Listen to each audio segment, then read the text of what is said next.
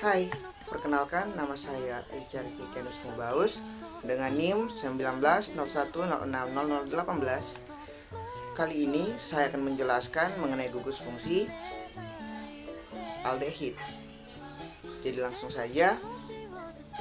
Aldehid berasal dari alkohol primer yang teroksidasi. Nah, di mana aldehid adalah senyawa organik yang karbon-karbonilnya selalu berikatan dengan paling sedikit satu atom hidrogen. Contoh senyawa aldehid adalah formalin yang sering digunakan dalam pengawetan zat organik. Nah, aldehida adalah persenyawaan di mana gugus karbonil diikat oleh satu gugus alkil atau aril. Nah, bisa dilihat rumus dari aldehid ini, di mana rumus ini sering disebut dengan RCOH. Nah, selanjutnya ada struktur umum aldehid, di mana yang pertama itu ada aldehid alifatik dan selanjutnya itu ada aldehid aromatik. Berikutnya ada tata nama aldehid, di mana yang pertama menurut IUPAC alkana induk dengan huruf akhiran A menjadi al. Nah, bisa dilihat di sini contohnya ada metanal, etanal, propanal dan juga ada butanal. Aldehid tanpa rantai samping atau substituen tak diperlukan nomor karena karbonil atau C berikatan dengan O selalu nomor 1. Nah, aldehid dengan rantai samping atau substituen, penomoran dimulai dari karbonaldehid atau karbonil. Nah, contohnya itu ada 3 metilbutanal dan juga ada 3 butenal. Nah, tata nama yang berikutnya adalah menurut trivial, di mana menurut nama asam karboksilat induk dengan mengubah asam OAT atau asam AT menjadi aldehid. Nah, contohnya itu ada formaldehid, asetaldehid, propionaldehid, dan ada juga benzaldehid. Untuk aldehid siklis digunakan awalan karbaldehid. Nah, contohnya itu ada benzaldehid atau benzena karbaldehid, terus ada siklopentana karbaldehid, terus ada salisialdehid atau 2-hidroksi benzena karbaldehid. Selanjutnya, reaksi-reaksi yang terjadi pada aldehid, di mana yang pertama ada oksidasi.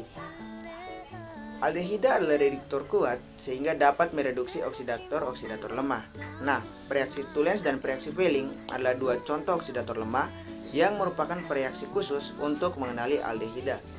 Oksidasi aldehida menghasilkan asam karboksilat. Yang pertama, preaksi Tollens. Nah, preaksi Tollens adalah larutan perak nitrat dalam amonia. Reaksi ini dibuat dengan cara menetesi larutan perak nitrat dengan larutan amonia sedikit demi sedikit hingga endapan yang mula-mula terbentuk larut kembali. Nah, reaksi Tollens dapat dianggap sebagai larutan perak oksida atau Ag2O. Nah, aldehida dapat mereduksi reaksi Tollens sehingga membebaskan unsur perak atau Ag. Nah, reaksinya di sini adalah aldehida ditambahkan dengan 2Ag+, kemudian ditambahkan dengan H2O atau air, kemudian menghasilkan asam karboksilat dan juga cermin perak. Nah, bila reaksi dilangsungkan pada bejana gelas, endapan perak yang terbentuk akan melapisi bejana, membentuk cermin. Oleh karena itu, reaksi ini disebut dengan reaksi cermin perak. Nah, selanjutnya untuk reaksi Fehling. Nah, reaksi Fehling terdiri dari dua bagian, yaitu Fehling A dan Fehling B. Nah, Fehling A adalah larutan CuSO4, sedangkan Fehling B merupakan campuran larutan NaOH dan kalium natrium tartrat. Nah, reaksi Fehling dibuat dengan mencampurkan kedua larutan tersebut sehingga diperoleh suatu larutan yang berwarna biru tua. Dalam reaksi Fehling, ion Cu2+ terdapat sebagai ion kompleks. Reaksi Fehling dapat dianggap sebagai larutan CuO. Reaksi aldehida dengan reaksi Fehling menghasilkan endapan merah bata dari Cu2O. Nah, ini adalah reaksinya, di mana aldehid direaksikan dengan reaksi Fehling kemudian menghasilkan endapan merah bata atau Cu2O solid.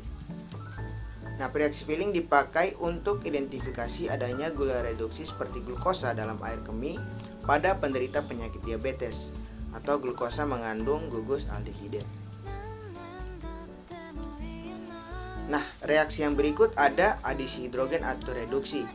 di mana ikatan rangkap CO dari gugus fungsi aldehida dapat diadisi oleh gas hidrogen membentuk suatu alkohol primer. Adisi hidrogen menyebabkan penurunan bilangan oksidasi atom karbon gugus fungsi. Oleh karena itu, adisi hidrogen tergolong reduksi. Bisa dilihat reaksinya di mana aldehid bereaksi dengan gas H2 menghasilkan alkohol primer.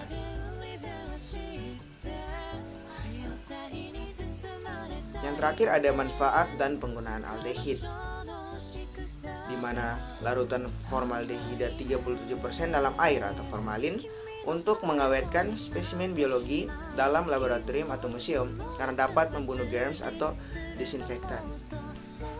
Selanjutnya, formaldehida untuk membuat plastik transet, damer buatan, serta insektisida dan germisida. Selanjutnya, etanol atau asetaldehida sebagai bahan untuk karet atau damer buatan. Zat warna dan bahan organik yang penting misalnya asam asetat, aseton, etilasetat, dan 1-butanol. Baik, ini adalah hasil penjelasan dari saya mengenai aldehid. Mohon maaf jika terdapat kesalahan dalam menjelaskannya. Semoga bermanfaat untuk kita semua. Sekian dan terima kasih.